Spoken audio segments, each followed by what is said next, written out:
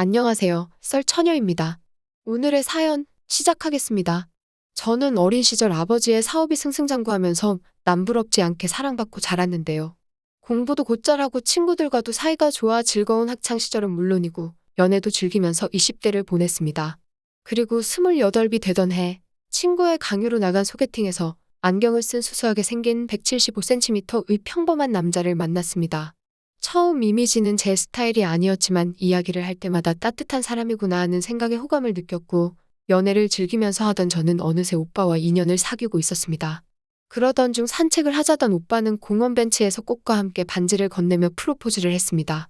제가 늘 꿈꾸던 영화 같은 프로포즈는 아니었지만 오빠의 진심이 담긴 프로포즈기에 마음이 움직였습니다.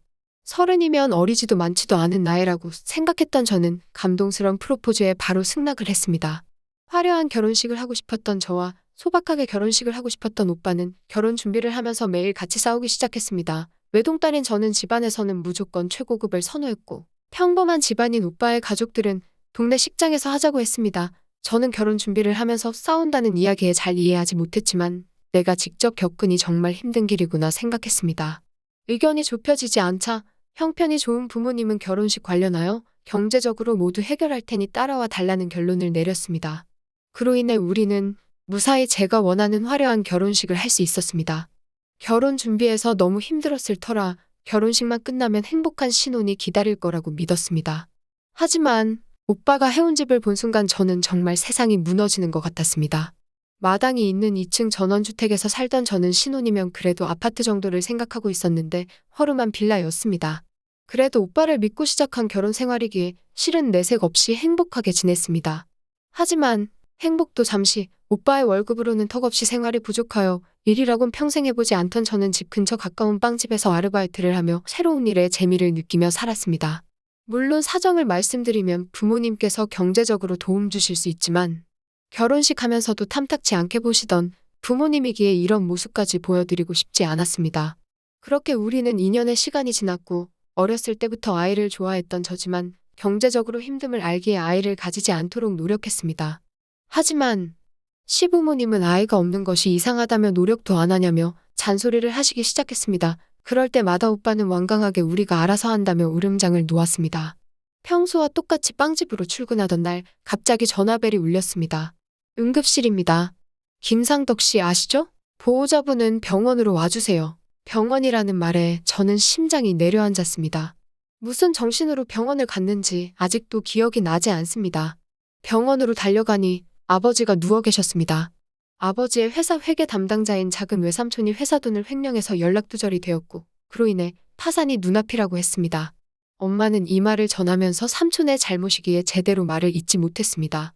저는 가족이 어떻게 그럴 수 있냐고 소리를 지르며 울게 되었습니다. 잠시 후 의사 선생님이 들어오셨고 경과를 더 지켜봐야겠지만 당분간은 병원에서 지내셔야 한다고 말씀하셨습니다. 엄마는 우선 빚더미에서 빠져나오기 위해 파산 신청과 가지고 있던 건물과 집 등을 처분하기 시작했습니다. 그렇게 친정은 작은 아파트에서 생활하셨고 여유롭게 살아온 저희 집이기에 망하긴 했지만 평범한 집안의 삶이었습니다. 엄마도 어느새 적응을 하셨는지 병원을 다니시면서 일을 구하셨고 평생 하지 않으시던 식당에서 매일 같이 일하셨습니다. 제가 도와줄 수 없는 상황이 너무 비참했지만 남편이 병원과 엄마를 챙기는 모습을 보고 그래도 결혼을 잘했구나 생각했습니다. 그러던 어느 날 시어머니가 집으로 찾아오셨고 니네 집 망했다며 라고 말씀을 하셨습니다. 늘 저를 막내딸이라고 생각한다고 하시면서 우리 며느님 하셨는데 한순간에 이렇게 사람이 변할 수 있나 하는 모습에 너무 씁쓸했습니다. 이 상황이 익숙하지 않지만 남편이 우리 부모님한테 잘 대해주는 것을 알기에 티내지 않고 더욱 노력했습니다. 눈이 내리던 겨울 빵집은 크리스마스가 큰 행사로 다음 날은 평상시보다 조용했습니다. 사장님께서는 저를 부르시더니 흰 봉투와 함께 어제 고생했어요. 3시간 일찍 퇴근해요 오늘 하시면서 이쁜 케이크를 주셨습니다. 힘든 알바지만 늘 친절하고 가족처럼 대해주시는 사장님이 있어 누구보다 열심히 일했습니다. 마치 그걸 아시는 듯한 사장님의 행동에 늘 감동했습니다. 일찍 퇴근한다는 생각에 기분이 날아갈 듯 행복했습니다. 사람들이 조기 퇴근은 늘 행복하다는 글을 실감하지 못했는데 직접 일을 해보니 조기 퇴근의 행복함이 이런 거구나 하는 생각이 들었습니다. 남편이랑 오랜만에 케이크로 분위기 잡을 생각에 룰루랄라 집으로 향했습니다. 번호키를 누르고 들어갔는데 처음 본 여자 구두와 남편 신발이 있었습니다. 저는 눈을 의심하며 저희 집이 맞나 하고 조심히 들어갔습니다. 오빠야? 하고 거실을 보았는데 아무도 있지 않았습니다.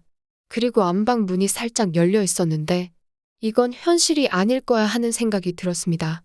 문을 열고 들어가는 순간 저는 들고 있던 케이크와 가방을 바닥에 떨어뜨렸습니다. 여자의 으악하는 비명소리와 남편은 이 시간에 웬일이야? 라는 말도 안 되는 말을 했습니다. 남편의 말에 당황한 저는 말문이 막혔습니다. 남편은 아니야 오해하지 마 라고 이야기했지만 이미 제 눈에는 남녀의 발가벗은 육체와 이불로 가린 모습이 보였습니다. 이 모습에 대해서는 별 다른 설명이 없어도 다들 이해하실 거라고 생각합니다. 늘 저한테 따뜻하고 상냥했던 내 남편의 외도 모습에 화도 났지만 도저히 아무 생각이 나지 않았습니다. 침대에 누워있던 여자는 그러니까 집에서는 하지 말자 했잖아 하면서 코트를 입고 벗은 옷가지들을 황급히 챙겨나갔습니다. 그 공간에 남은 건 저, 그리고 남편이었습니다. 남편은 제 표정을 보면서 미안하다는 말 한마디 없이 그러니까 이 시간에 왜 와서 사람 불편하게 하냐며 소리를 질렀습니다. 처음 보는 남편의 모습에 화보다는 정이 떨어졌습니다. 이 세상에 믿을 사람이라고 남편뿐이라고 생각했고 늘 나한테 헌신적으로 대해주어 진실된 사람이라고 믿었는데 이런 모습을 보고 나니 너무 낯설고 차갑게 느껴졌습니다. 저는 아무 말 없이 그냥 거실로 향했습니다. 얼마나 지났는지 남편이 누군가와 통화하는 소리가 들렸습니다. 그리고 나서 띵동 벨소리와 함께 시어머니가 들어왔습니다. 시어머니는 대뜸 거실에 있는 저를 보면서 남자가 바람도 필 수 있지 너는 그거 하나 이해 못하니 라고 말했습니다. 평소 웃는 얼굴이던 제가 아무 말 없이 무표정으로 쳐다보니 더 큰 소리로 다른 집들은 다 이해하고 살아. 솔직히 너가 옛날에야 부잣집 딸이지 지금은 뭐 하시면서 얼굴 붉히며 말을 이어갔습니다. 그 말은 들은 순간 결혼한다고 부모님께 처음 이야기를 했을 때 부모님이 왜 가정 형편이 비슷해야 만나는 거라는 말씀을 하셨는지 이해가 되었습니다. 물론 경제적인 것도 있지만 저희 부모님은 그 집안의 타고난 인성을 말씀하신 게 아닌가 싶었습니다. 저는 시어머니의 무식한 행동도 싫었지만 바람핀 거에 대해 부끄러움을 모르고 그걸 시어머님한테 이야기한 저 방에 있는 남자가 정말 꼴도 보기 싫었습니다. 시어머니가 아들을 보러 방에 들어가는 사이 저는 핸드폰과 지갑만 들고 밖으로 나왔습니다. 밖으로 나오니 이런 일이 있었다고 엄마한테 가기도 뭐하고 친구한테 가기도 창피했습니다.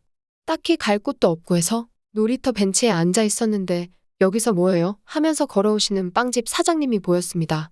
괜히 아는 분을 만나니 저도 모르게 눈물이 났습니다. 제가 아무 말 없이 하염없이 우니 사장님은 말씀 없이 괜찮아 하면서 안아주셨습니다. 그 품이 어찌나 따뜻하던지 10여 분을 울고 나니 뭔가 시원한 느낌이었습니다. 사장님은 무슨 일이야 라는 말 한마디 없이 저를 기다려주셨습니다. 진정하고 오늘 있었던 이야기를 했습니다. 사장님은 평소에 환하고 밝으신 미소는 사라지고 차분한 목소리로 어떻게 하고 싶어요? 하면서 저의 의견을 물어보셨습니다.